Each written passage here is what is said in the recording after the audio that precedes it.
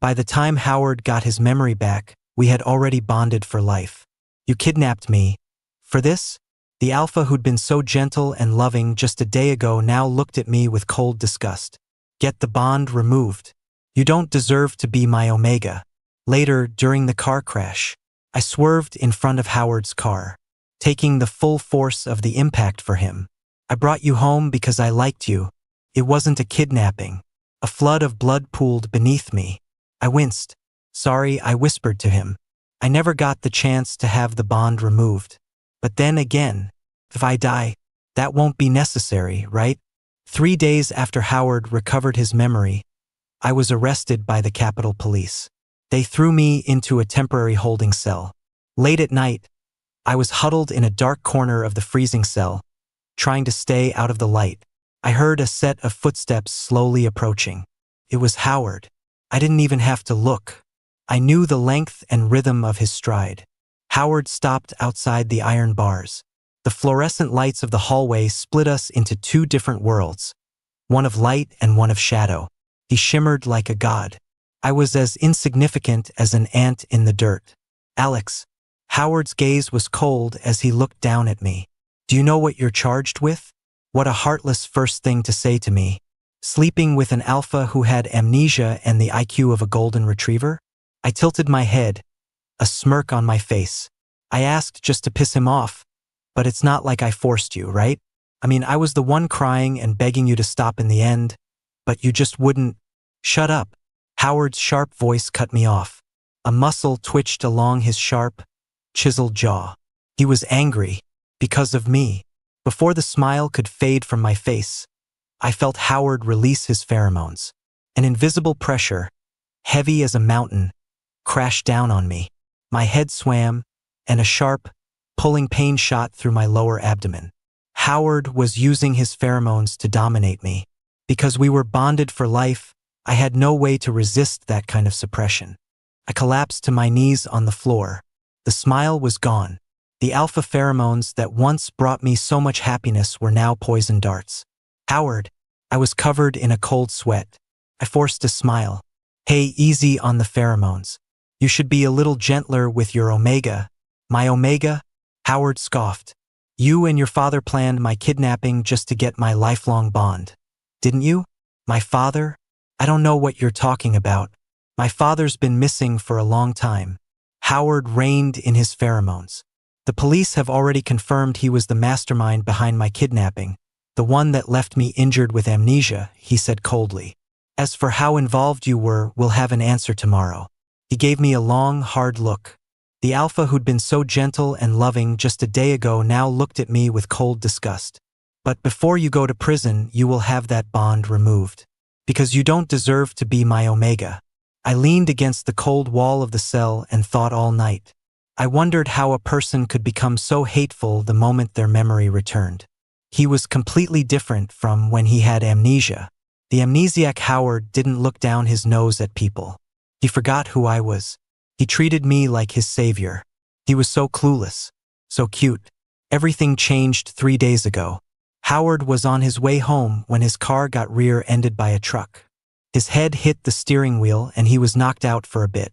By the time I rushed to the hospital, I was told he'd just been picked up by a helicopter. Look, there it goes. A beta nurse pointed to a slowly moving red dot in the night sky. I've never seen a helicopter in real life before. That alpha must be someone important. The guys who picked him up were all wearing black suits. Said they were from the Capitol. I stared up until the red dot vanished, my neck stiff and sore. Only then did I ask, did he say anything before he left? He did. The nurse pulled a jewelry box out of a drawer. It was beautiful, wrapped in blue velvet. He asked me to throw this away for him. I took it and opened it. Inside were 2 simple rings. The first letters of our names were engraved on the inside of each band. My heart, which had been pounding heavily, suddenly felt light. It was a strange time to wonder, but I did. Did Howard want us to wear the ring with the other's name on it? Or our own? But it didn't matter anymore, because Howard had his memory back. He realized he'd done a lot of stupid things while he had amnesia, like buying rings for the person he used to hate most in the world. and planning to propose. Just like I had secretly hidden Howard away 6 months ago, I secretly hid away the rings he'd bought. Ever since I got home from the hospital, I haven't been able to sleep much. Just like tonight, every time I close my eyes, I see Howard the last time he walked out that door. He was tall, wearing the khaki trench coat I'd bought for him. He stood in the foyer, leaned down, and kissed me. He told me he'd already made reservations at the restaurant for that evening. He told me not to be late. With a loud clang, the cell door swung open. "Alex," an officer shouted from the doorway. "Someone's posted your bail. You can go." Bail? How was that possible? Howard was the most powerful alpha in the capital. Did I know someone even more powerful than him? My lower abdomen was still aching. I forced myself to stand up straight. I walked out of the police station with my head held high. The sun was already up. A stretch Rolls-Royce, long and black like a sleek shark, glided to a stop in front of me. The door opened. 2 men in black suits appeared out of nowhere behind me and pushed me into the car. In the back seat, a man in a tailored suit turned his head to light a cigar. What a show-off. Just a few days ago, this guy was wearing an apron and cooking for me. "Howard, is your head still messed up?" I blinked, looking at him with mock concern. "You're the one who wanted me in jail, and you're the one who bailed me out." "Oh, I get it." I scooted closer. "You couldn't stand being without me, could you?" I said smugly. Howard brought the cigar closer to my cheek. I felt the heat and had no choice but to pull back. He blew out a cloud of gray-white smoke, obscuring his expression. "Prison is too good for you." I had nothing left to lose, so I wasn't afraid of prison or anything else. But I still wanted to mess with him. I pretended to be terrified, shrinking back against the car door. My eyes were wide as I asked, "You're not going to just kill me, are you?" Howard looked at me coldly. "For 6 months, countless people were looking for me, and you hid me away. Lawson Corp stock dropped by billions because of it. Alex, your life isn't enough to pay for that. But I saved your life." I said it seriously. "Believe it or not, I haven't heard from my dad in almost a year. Even if he did kidnap you, it had nothing to do with me." Howard let out a low, cold laugh. He ignored me after that. He wasn't the man he'd been. He was back on top, the most powerful alpha in the capital. For him, crushing me would be easier than squashing an ant. The same went for his feelings. He didn't need me anymore, so he could do anything. The Rolls-Royce sped along the coastal highway. The driver was skilled, making the car cut through the still air like a fish through water. I leaned back into the ergonomic seat, the faint scent of expensive leather mixing with Howard's own scent. My mind grew fuzzy. Vaguely, I heard Howard on the phone. "Almost there. Is the doctor ready?" I closed my eyes and smiled. A little part of me was happy that the jerk still cared. He even knew to get a doctor to check on me. But when did he notice I wasn't feeling well? I don't know when the car stopped. One of the men in black shook me awake. "We're here. Get out." I opened my eyes. Howard was gone. "Where's Howard?" I got out of the car and looked at the gray-white estate in front of me. "Where are we?" No one answered. I was escorted by 4 men in black into the basement of the main house. In the dim light, I saw a steel door with a keypad lock. Shit, that psycho Howard was going to imprison me. I turned and ran. The men grabbed me easily and dragged me into the room. A Caucasian doctor in a white coat pulled on a pair of gloves. "Strap him to the medical bed, face down," he ordered. "Howard? Where's Howard?" I screamed my lungs out. I hadn't slept properly in 3 days and hadn't had a bite to eat or a drop of water all day. I struggled, but they pinned me to the bed with ease. "Let me go. Human experimentation is illegal. So is removing an Omega's bond without their consent." Leather restraints were fastened around my wrists and ankles. I felt a cold sensation on the back of my neck and smelled antiseptic. "We're not removing the bond," the doctor said. "We're just extracting some glandular fluid." The next second, a needle pierced my glands without mercy. My scream was swallowed by the room, echoing off the walls. The sensation of the fluid being drawn out wasn't distinct, but for some reason, my chest ached with an unbearable pain. The pain traveled down through my organs, finally settling in my lower abdomen. Howard must really hate me. What do I do? He doesn't love me anymore. Soon they let me up. They chained me by a delicate chain to the large bed in the corner. I was exhausted but couldn't close my eyes. I was too scared. I stared, unblinking, at the medical bed. For the next few extractions, I didn't scream again. I thought that if I was cooperative, if I was good, maybe Howard would forgive me and let me go. I don't know how many days passed. Then Howard finally came. I sat up straight. Quietly, trying to please him, I released some of my pheromones. But my glands felt withered. The usually sweet scent was now bitter. Howard frowned. He scanned me up and down, his eyes fierce. My face flushed hot, then cold. I forced a smile and asked, "Does it not smell good anymore?" "Maybe it's because they took too much." I begged him cautiously, "Please let me go. Once I'm better, you can take more." "Okay." Just then, the doctor came in.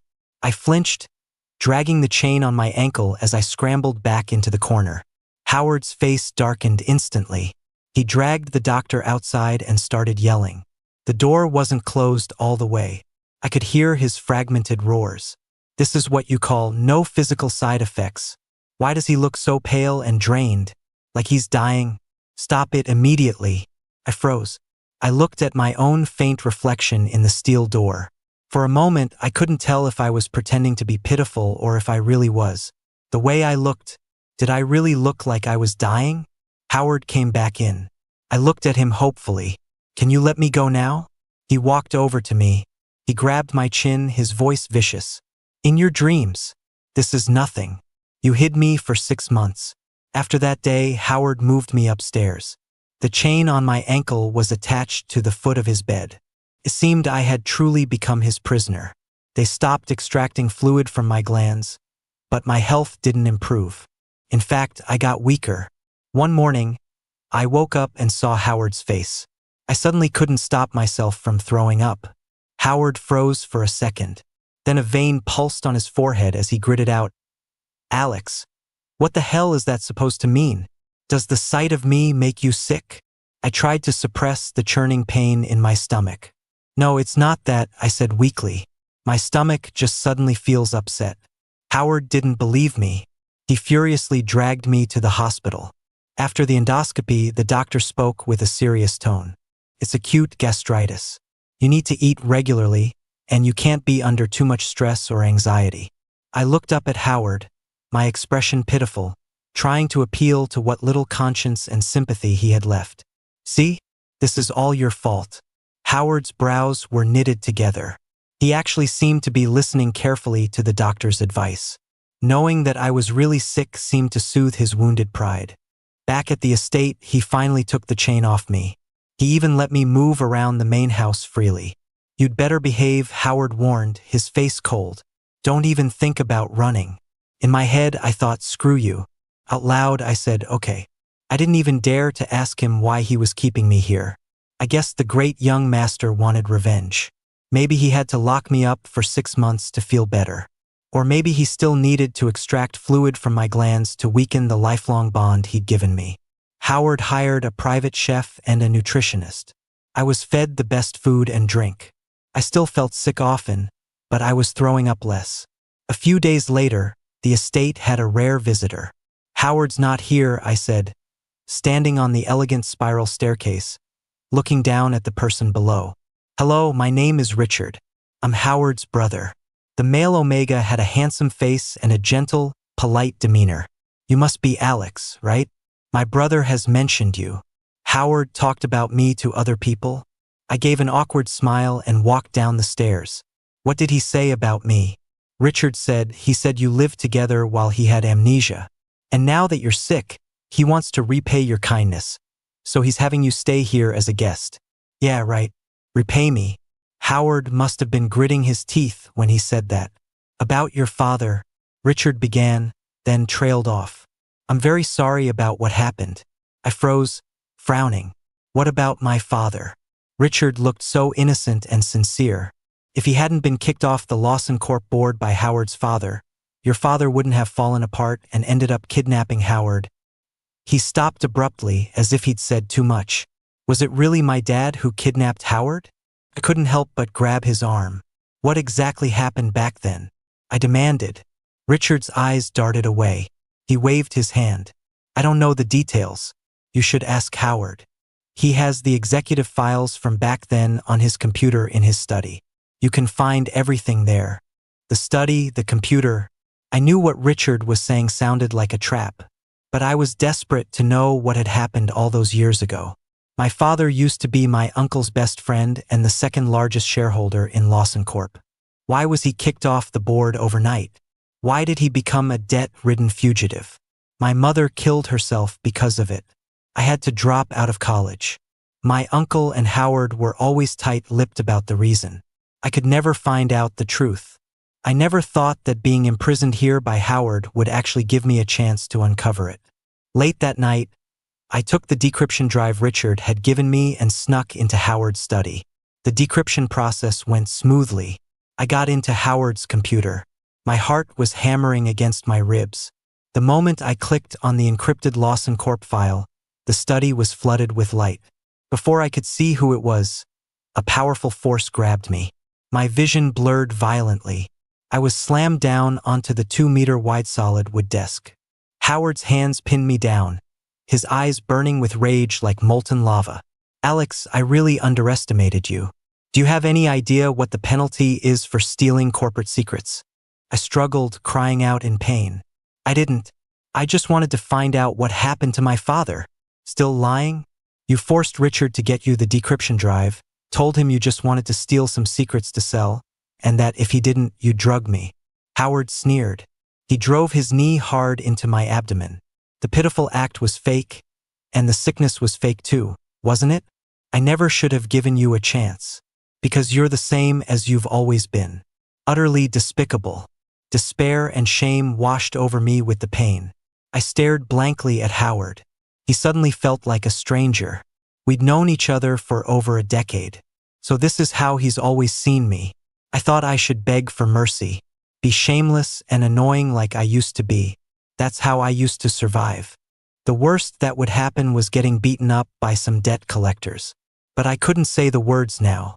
You can only beg when you have something to bargain with. I used to cling to Howard shamelessly. Now, I had nothing. Howard let me go. He watched coldly as I slid off the desk and collapsed onto the floor. Alex, you didn't really think I fell in love with you, did you? The truth is, I got my memory back a month ago. I was just playing along to investigate my own kidnapping without tipping off the real criminals. There was a roaring in my ears, but Howard's voice was painfully clear. I couldn't ignore it even if I wanted to. Seeing my stunned silence, Howard kicked me with the toe of his shoe. It didn't hurt, but I couldn't help but flinch. I suddenly coughed up a mouthful of blood. Howard's face was suddenly very close, but his voice sounded very far away. His expression was so strange. It was as if I were really dying. Before I lost consciousness, I heard things for a few seconds. I heard Howard repeating what he'd just said. You're the same as you've always been. Despicable and disgusting. Before, I thought hazily. What was I like before? When I was 15, my father invested in Lawson Corp, becoming a shareholder in the country's top conglomerate.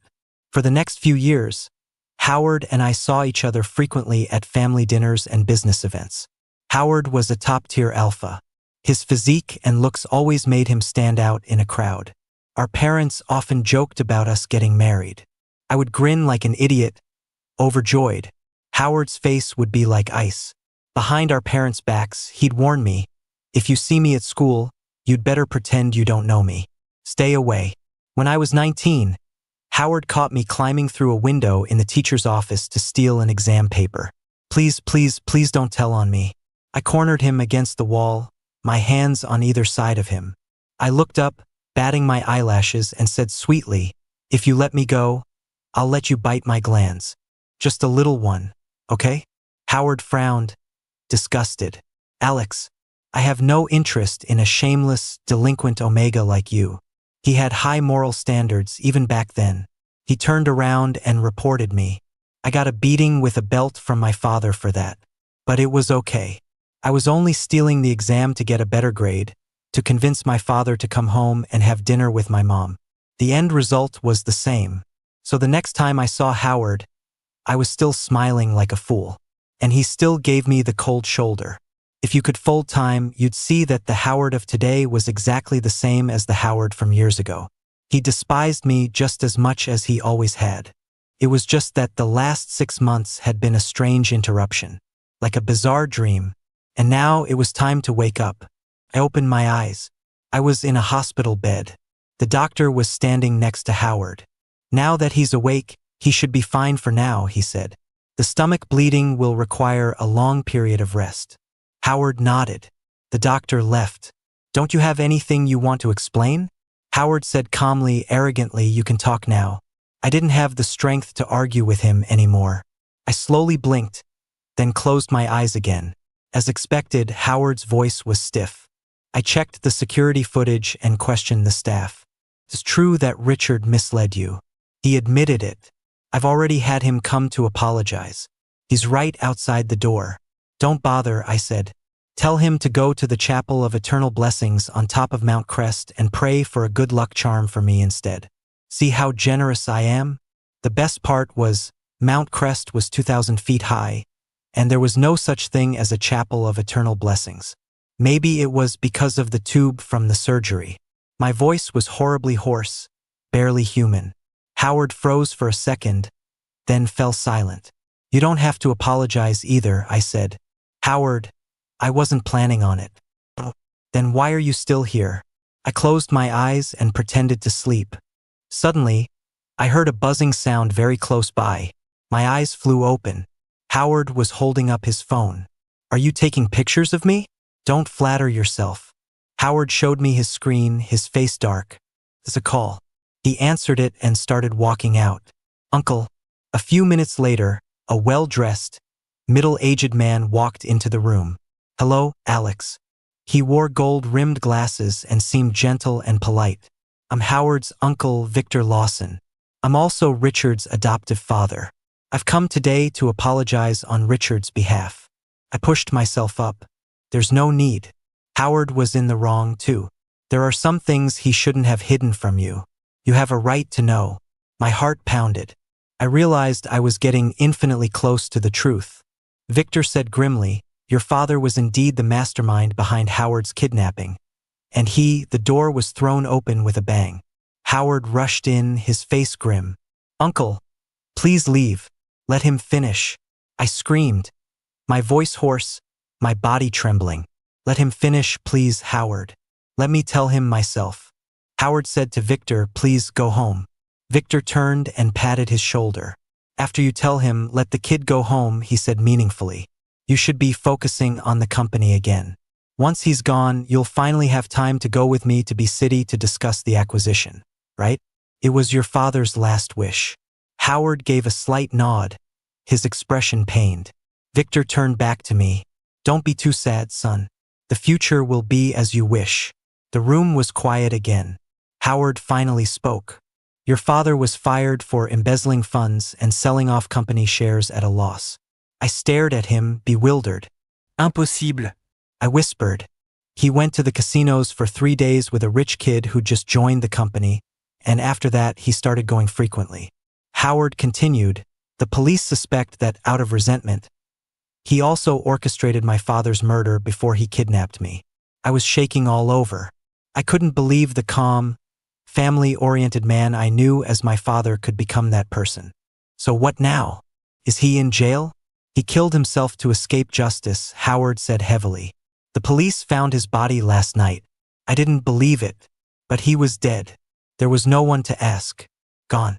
My mom, my dad, my future, all gone. I felt like a balloon that had been slowly deflating. I curled up on the hospital bed, a wrinkled mess. Just let me be alone for a while, I told Howard. I don't know how much time passed. I felt a warm trickle between my legs. In the bathroom, I saw the blood on my pants. It hit me like a ton of bricks. The abdominal discomfort, the loss of appetite, the lack of energy for so long, and the occasional morning sickness. It all pointed to one thing. I think I was pregnant with Howard's child.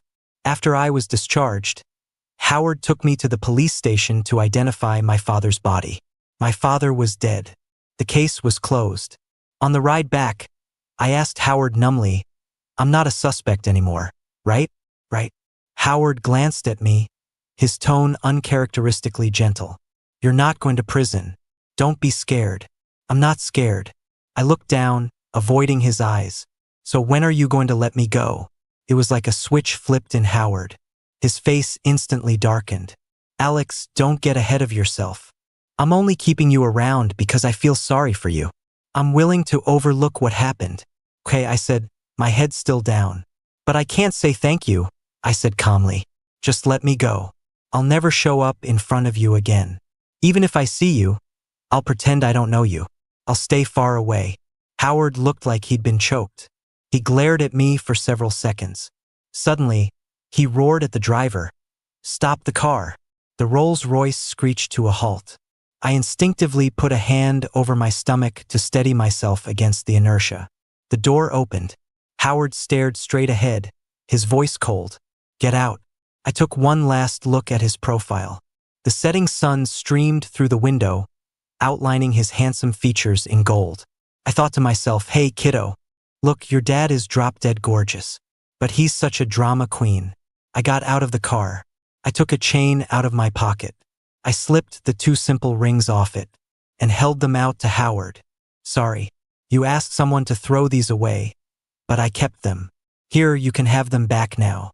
Howard stared at the rings in my hand. The cold mask on his face showed the faintest signs of cracking. "Alex." He squinted at me, a meaningful smile on his face. "You really are a natural-born thief, aren't you? Is there anything you won't steal?" With that, Howard snatched the rings from my hand and threw them out the window. He threw them so far, I didn't even hear them land. "You're giving them back to me now? You want me to look at them and miss you? Or did you think I would give something so cheap and tacky to my future Omega? You're pathetic, Alex." I calmly watched Howard unleash his final attack. I realized he was right. I was a little pathetic, so I gave a small smile. But Howard wasn't smiling. He seemed even angrier. "I'm giving you one last chance. Get back in the car if you don't want to get lost." I shook my head and waved goodbye. The door closed, and the Rolls-Royce pulled away. The wheels spun so fast they seemed to glide motionlessly over the pavement. I touched my stomach. "Your dad is a real piece of work. Throwing us out in the middle of nowhere," I said. "Couldn't he have at least found a bus stop?" I thought a lot on the way home. Maybe I was being too selfish. If the child stayed with Howard, they would have a life of luxury and an enviable future. I told myself I shouldn't hide it. I shouldn't be fantasizing about raising a child on my own. But after thinking it over and over, I still believed that if Howard found out, he would most likely force me to get an abortion. "So, sorry kid, you're stuck with me." I patted my still flat stomach. When I got home, I decided to move. While packing, I found a locked wooden box. I couldn't find the key, so I just smashed the lock. Inside were some of my father's documents and a phone I'd never seen before. I charged the phone. To my surprise, it still turned on. There were calls and messages from only one number. The last message read, "Proceed as planned. Chairman Xia, the future will be as you wish." The future will be as you wish. Why did that phrase sound so familiar? I read the phone number over and over. Suddenly, it clicked.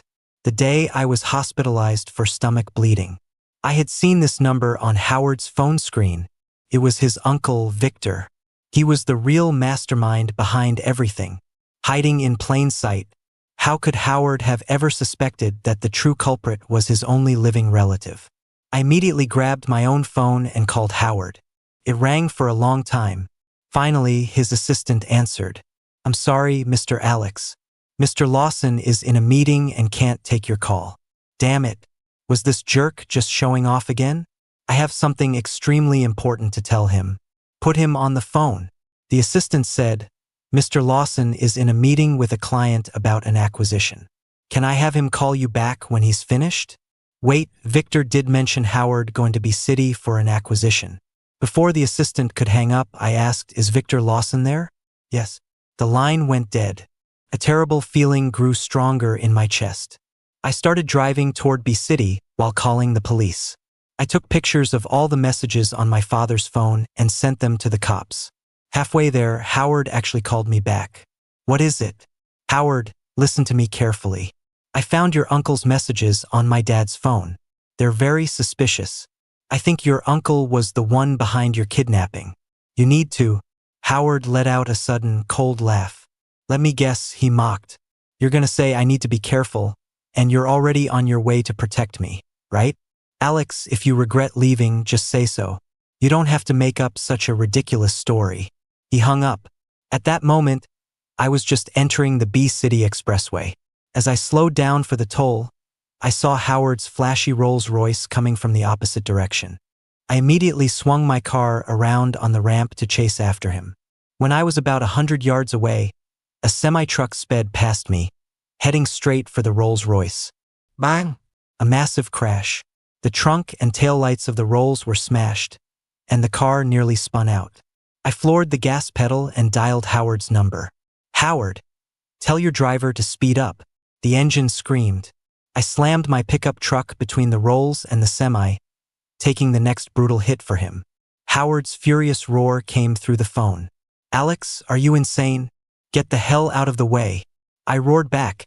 You speed the hell up. Is your car all for show? Just like you. He didn't hang up. I could hear his driver calling the police, and the screech of tires. Amid the chaos and noise, I saw a fork in the road a few dozen yards ahead. I swerved out of the way, then slammed into the front of the semi from the left. The semi driver jerked the wheel.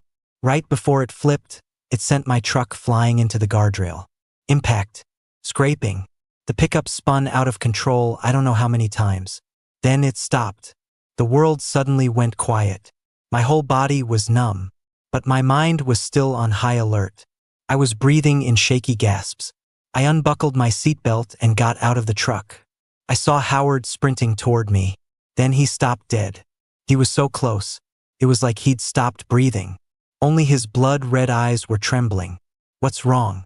I wanted to ask, but I couldn't help but cough. A spray of bloody mist. I looked down. Only then did I see the massive red stain spreading across my clothes. My lower half was soaked. It left a horrifying trail of blood on the ground.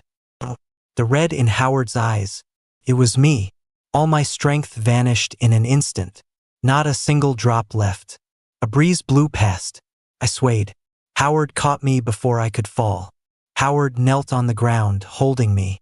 He roared at his driver, "Call an ambulance." But when he looked down at me, his voice was gentle. It's okay. The ambulance will be here soon. Alex, don't fall asleep. Just hold on a little longer. Please, but I've been holding on for so long. Ever since my mom died, I've been holding on. Then I met you, and I found a reason to live again. But now, I touched my stomach. Feels like that's gone too. Howard didn't understand. He just thought I was in pain. He wanted to hold me tighter but didn't dare. Even his fingertips were trembling as they touched me. He gritted his teeth, but his voice wasn't harsh at all. Why are you bleeding so much? Why did you come back? Why are you so stupid? I managed a weak smile. You, don't get too smug, I said, trying to be defiant. I only came to save you, to make up for my dad's mistake. But Howard was crying. Tears splashed onto my face. So I tried to soothe him. But the first time I saved you, that was because I liked you. I brought you home because I liked you. It wasn't a kidnapping. You idiot. I've liked you for so long, since the very first time I saw you. But my words didn't comfort him. He just stared at me blankly, tears streaming down his face. I suddenly smelled alpha pheromones. Howard was trying to soothe my pain. Ever since we met again at the police station, he had rarely released his pheromones for me. The one time he did, it was to dominate me. My mind was slow to catch up. It was probably because our lifelong bond was still there. So Howard must have been feeling my pain, and that's why he had no choice but to release some pheromones. I'm sorry. I frowned and whispered. I never got the chance to have the bond removed. The blood kept flowing. My consciousness was fading. Right before I slipped into total darkness, I comforted myself. If I die, that won't be necessary, right? More than once, Howard had watched Alex's face in the dead of night. When he didn't have his memory, he would look at him and think, my Omega is so cute. Even though the food this person made was terrible, and he was always bossing him around. But he also took care of him with so much patience. He would comfort him, saying, don't worry. It's okay if you can't remember anything. I'll take care of you. Alex found a doctor to treat his injuries. Alex bought him so many clothes, and they were all handsome and fit perfectly. When he went into rut and lost control, Alex held him in his arms, ignoring the danger. Alex got hurt badly by him, got sick, but he still said it's okay with red-rimmed eyes. Alex was so good. He wanted to be with Alex forever. If losing his memory was what it took to meet Alex, why hadn't he fallen into the ocean sooner? That's what the intellectually challenged Howard thought. Then, one ordinary morning, Howard woke up and felt some memories surfacing. His memory began to return, slowly, until he remembered everything, that his name wasn't the stupid name Buddy. Alex had lied to him. He'd even made up the name on the spot. Alex was as despicable and shameless as ever. He knew exactly who he was, where he lived, but he still hid him from the world. Even worse, he took advantage of his rut and got his lifelong bond. Howard suspected that had been Alex's goal all along. After all, Alex's father was deeply in debt at the time. If he could marry into the Lawson family, Alex could go back to his life of luxury. Howard didn't let on. He kept pretending to be an idiot, staying by Alex's side. It wasn't until he discovered the connection between the kidnapping and Alex's father that he was truly disappointed. He was shocked that Alex and his father would go to such lengths for money. The rings he'd secretly ordered when he had amnesia were ready. Howard used the excuse of picking them up to contact his most loyal subordinate. But by a strange coincidence, he got into a car accident on the way. His subordinate happened to take him to the nearest hospital. It was a hit and run. Howard didn't have time to investigate. He left with his men soon after. According to Victor's later confession, he had orchestrated that car accident as well. Alex was smart. He knew to change Howard's name. He had a doctor come to the house to treat his injuries. He never even risked buying alpha suppressants. He successfully hid all traces of Howard's existence. Howard stood before the glass window of the ICU, staring inside for a long time. The Omega on the bed was pale. An oxygen mask covered half his face. His body under the blanket was broken and fragile.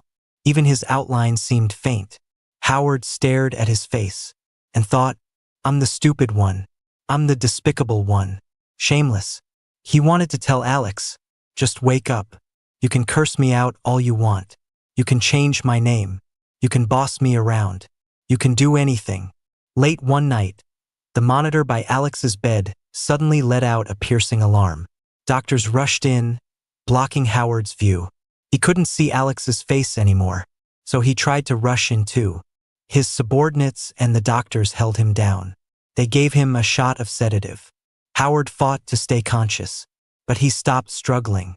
He sat on the hallway bench like a man who had lost his soul. A doctor came over. We've stabilized the patient for now. But he suffered a severe impact after conception, and the blood loss was massive. On top of that, his broken ribs punctured a lung. The injuries are extremely serious. The family should prepare for the worst. Pregnant? Howard looked up blankly. Who's pregnant? The doctor frowned. Your Omega is 8 weeks pregnant. You didn't know? The morning sickness, the unusual craving for alpha pheromones. You didn't notice any of it? No. Howard thought, his mind reeling in agony. He'd been feeling sick for that long? When Alex got to the hospital and saw his alpha had vanished without a word, how did he feel? When he saw the rings that had been thrown away, how did he feel? It was a long way from home to the Capitol Police Station. Alex had endured a rough journey. He was thrown into a cold, damp holding cell, then had to bear his rage and pheromonal suppression. Back then, was he in pain? Howard wanted to ask, but his throat felt like it was stuffed with a burning piece of charcoal. The pain was suffocating, and he couldn't make a sound. The pitiful act was fake, and the sickness was fake too, wasn't it? I never should have given you a chance. Because you're the same as you've always been. Utterly despicable. The words he'd said were now like shards of poisoned glass, flowing back into his heart with his own blood. The pain was like a knife twisting in his chest. In his agony, a flood of other memories came back to him. He remembered driving his knee into Alex's abdomen. He remembered not only withholding his soothing pheromones but dragging Alex to the basement, tying him to a bed and extracting fluid from his glands. He remembered throwing away the rings Alex had treasured for so long, and all the other horrible things he'd said. Finally, Howard remembered Alex's blood-streaked face. He was so light when he collapsed in his arms. He'd said he liked him. I brought you home because I liked you. It wasn't a kidnapping. Alex must have been in so much pain when he said that. He must have thought he was dying. That's the only reason he would confess to an idiot. You're the one who should die, Howard told himself. After several more close calls, Alex's vital signs finally stabilized. Howard stayed in the ICU watching over him. He never left the hospital for a second. He continuously released his pheromones to soothe him, while talking non-stop to the unconscious Alex. He said, "I'm sorry," over and over again. He said, "I regretted it the moment you walked out of that police station. I couldn't let you go to prison. I had to do whatever it took. So I pulled some strings to get you out and keep you at my house. I was so scared then. Scared that you would leave if you found out about your father. But I was too proud to ask you to stay.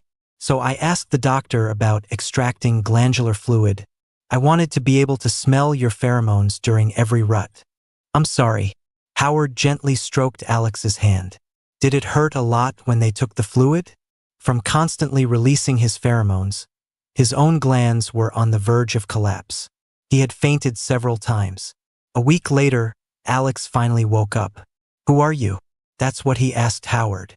"Head trauma or massive blood loss can both cause amnesia," the doctor said after an examination.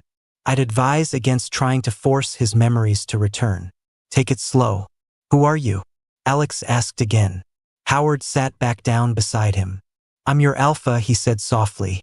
"Alex, what's your name?" Howard was silent for a few seconds. "My name is Buddy." Alex frowned. It was unclear if he was dissatisfied with his alpha or with his alpha's name. Howard, afraid he wouldn't be believed, took out his phone. "Look," he showed him the lock screen. "I took this a while ago while you were asleep." The photo was from when Alex was hospitalized for his stomach bleeding. He had been pretending to be asleep. The corners of his lips were turned down in a slight, unhappy pout. He wasn't a very good actor. Right after Howard took the picture, his phone had rung, and Alex had found out. Alex looked at the photo, checked the date. He tentatively believed Howard's story, and allowed him to stay. After Alex had fully recovered, Howard took him back to the seaside cottage. The cottage had been renovated while Alex was in the hospital. Having lost all his memories, Alex always seemed a bit lost, his reactions a little slow. Howard was worried Alex would get hurt or catch a cold. He had the entire cottage fitted with cashmere carpets. He had also carefully sorted through all of Alex's parents' belongings. He didn't want Alex to remember. Most of his memories were too brutal. Howard invented an ordinary past for Alex. When Alex had questions, Howard would answer, "Your parents loved you very much, but they got sick and passed away a long time ago." Alex would inevitably get sad. Howard would stay by his side. He would only hold him when he was allowed. He would tell him, "You still have me. You always will." Victor Lawson was brought to justice. His sentence was so long he would die in prison. Howard sold his shares in Lawson Corp. He transferred all of his assets to Alex's name. Alex stared at his mobile banking app, at the long string of numbers he couldn't even count. "Do I really have this much money?" he asked in disbelief. "You do," Howard said. "You said you were going to take care of me." With that, he took out 2 simple silver rings. He got down on one knee. "Alex, I love you. Marry me. I'll do anything. Please don't leave me." Alex didn't really feel anything. His memory was a blank slate. He didn't know what love was. He wasn't sure if he wanted to be loved. Seeing him hesitate, Howard looked up and explained, "I had these ready before you lost your memory." The day he threw the rings away, he had wanted to go back for them almost immediately. But he was afraid Alex would see him, so he circled the area like a creep for ages. When he finally found them, he'd thrown a fit. He'd muttered about how stubborn Alex was, how he couldn't even be bothered to pick up the rings himself. His driver was terrified, thinking his boss's head injury still hadn't healed. Alex picked up a ring. He saw the initials engraved on the inside. L. Alex. Howard.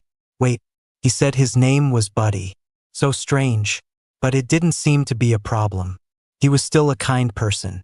Seeing Howard kneeling for so long, he asked, "Which one do you want to wear?" Did he want to wear the ring with the other's name on it? Or his own? A faint, familiar feeling surfaced in his mind, as if he had asked this question once before. Alex's, Howard said, because he owed Alex so much. So every time he saw the ring, it would remind him of the mistakes he had made. Alex took Howard's left hand and slipped the ring on his finger. But he put the other one away. "I haven't decided if I want to wear it yet. When I remember what happened before or when I've made up my mind, I'll put it on. Is that okay?" Howard let Alex pull him to his feet. Then he gently hugged him. "Okay," he said.